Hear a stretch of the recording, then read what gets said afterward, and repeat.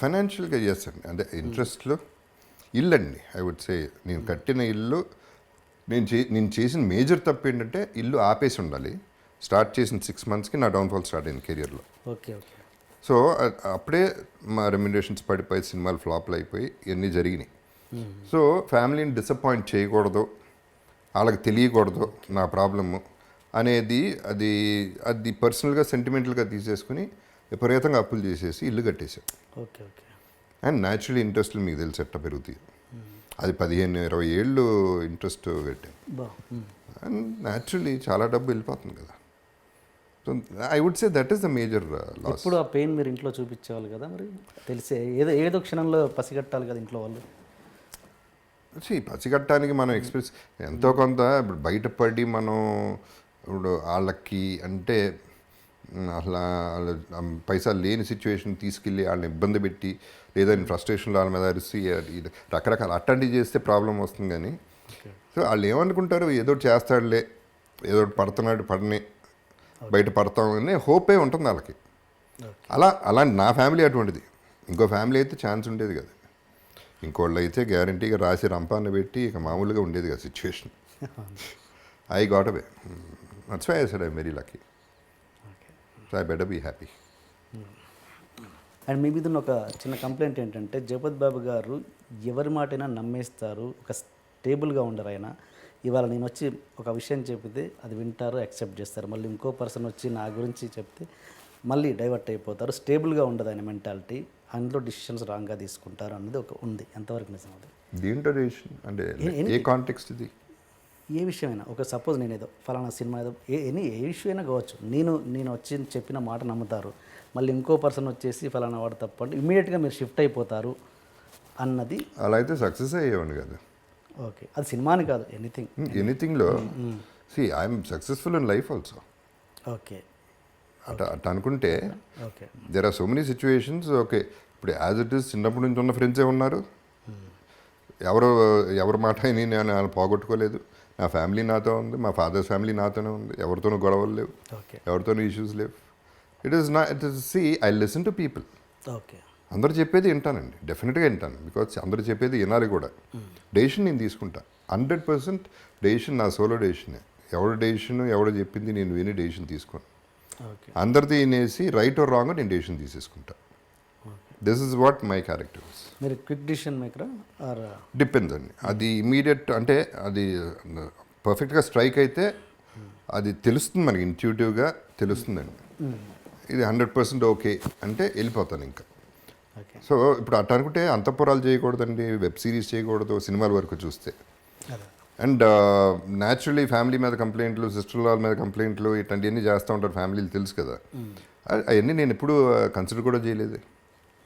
ఎటు చూసినా that's totally wrong this thing. వింటాం 100% వింటానండి. బికాజ్ ఎవరు ఎట్లా ఫీల్ అవుతున్నాడు అనేది నాకు తెలియాలి ఒకటి. రెండోది I learn a lot of acting from that by listening. మన సినిమాకి వస్తే సైరా నరసింహారెడ్డి ఎలా ఉండబోతుంది మీ క్యారెక్టర్ కానీ? అంటే ఇప్పుడు చేసిన వాటికంటే భిన్నంగా ఉండబోతుందా? క్యారెక్టర్ వేరేగా ఉందండి. Sye Raa of course is a huge film. మాకు బాగా నచ్చింది ఏంటంటే సైరా అంటే నేను ఇంకా ఎక్కువ రోజులు చేయలేదండి. క్యారెక్టర్ అయితే చాలా బాగుంది, బట్ ప్రొడక్షన్ అండి I should commendable. Ram Charan నిజంగా హ్యాట్స్ ఆఫ్. చిరంజీవి గారు అవ్వచ్చు, రామ్ చరణ్ అవ్వచ్చు. అక్కడ జార్జియాలో వాళ్ళు ట్రీట్ చేసిన పద్ధతి అంటే చిన్నాళ్ళని ఎస్పెషలీ యూనిట్ వాళ్ళని ప్రతి ఒక్కళ్ళకి భోజనం బ్రహ్మాండంగా పెట్టారు, స్టే బ్రహ్మాండంగా ఇచ్చారు, పాకెట్ మనీ ఇస్తూ ఉన్నారు, అందరూ బాగున్నారా లేదా చూసుకుంటూ ఉన్నారు. ఎప్పుడు పడితే ఎవరికి ప్రాబ్లం వచ్చినా డాక్టర్ దగ్గర తీసుకెళ్ళారు. Everything was done so well. ఆ మార్పు యాక్చువల్లీ అంటే ముందు కూడా ఐ డోంట్ నో, నేను వెళ్ళే ముందు చరణ్ ఒకరోజు వచ్చాడు, ఒకరోజు వచ్చి వెళ్ళిన తర్వాత మళ్ళీ ఇంకా ఎక్కువ మార్పు తెలిసింది. అంటే సైలెంట్ వేసి that is what I like. సైలెంట్గా చేసి వెళ్ళిపోయాడు. సైలెంట్గా ఏం పెద్ద అడవాడు చేయలేదు, పబ్లిసిటీ చేయలేదు, ఏం చేయలేదు. చెప్పాల్సింది గట్టిగా చెప్పేసి వెళ్ళిపోయాడు. బడ్జెట్ కాదు ఇక్కడ, treatment. And I really hats off to Ram చరణ్కి. మీరు ఫస్ట్ టైం కదా చిరంజీవి గారి కాంబినేషన్లో చేయడం అయితే ఫస్ట్ టైం? ఎస్. చిరంజీవి గారితో చేశారు, బాలకృష్ణ గారితో చేశారు, నాగార్జున గారితో చేశారు, వెంకటేష్ గారితో బ్యాలెన్స్ ఉన్నట్టుంది కదా, అది చేశారు? వెంకటేష్తో చేయలేదు. చేయలేదు. ఎప్పుడు రాలేదా మీకు టాక్స్? పడలా రాలేదు. అట్లా పడలా, పడుతుంది ఇప్పుడు ఉంటుంది కదా, ఏదో ఒకటి అనుకుంటే ఉంటుంది. అందరం చైల్డ్హుడ్ ఫ్రెండ్స్ అండి యాక్చువల్లీ. నాయుడు గారి ఫ్యామిలీ, నాగేశ్వరరావు ఫ్యామిలీ, శివాజీ గారి ఫ్యామిలీ. అండ్ ఒకే స్కూలా? నాన్నగారు లేదు, బ్రదరు నాగార్జున ఒక కాలేజ్లో చదివారు, వెంకటేష్ వేరే స్కూలు, వాళ్ళు వేరే స్కూల్స్ ఒకటి కాదు, ఫ్యామిలీ గెట్ టుగెదర్స్ ఇదంతా.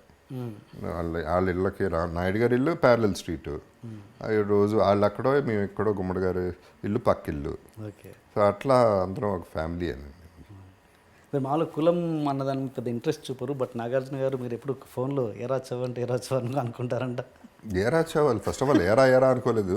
నంబర్ 1 చౌదరి అనేది నాకు తాతగారి పేరు జగపతిరావు అవటం వల్ల, నా పేరు జగపతిరావు అవటం వల్ల అమ్మకి ఏమని పిలవాలో అర్థం కాల, జగపతి అని పిలవలేదు. సో ఆ దీంట్లో Chowdary was the simplest form. అది క్యాస్ట్ కాదు అసలు, ఇట్ ఈస్ మై నేమ్.